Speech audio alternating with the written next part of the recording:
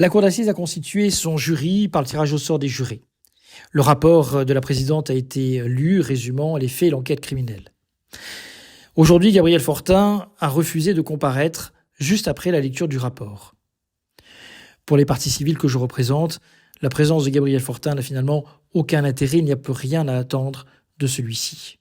Nous débutons donc l'examen de la personnalité de l'accusé.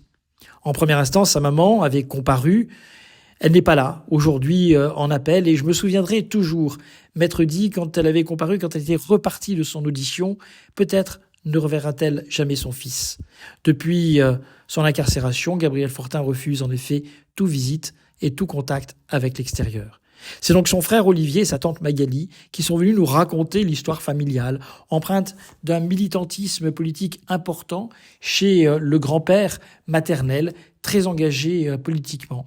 Une figure qui a marqué Francine et qui a donc nécessairement marqué, dans le discours en tout cas, Gabriel Fortin.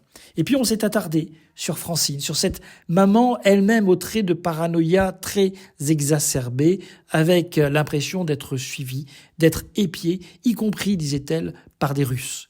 Nous savons que la paranoïa n'est pas héréditaire, mais dans quelle mesure celle-ci a-t-elle pu impacter sur le discours et la personnalité de Gabriel Fortin? Ces témoignages aujourd'hui éclairent par avance les débats que nous aurons au vu des rapports d'expertise psychiatrique dans quelques jours.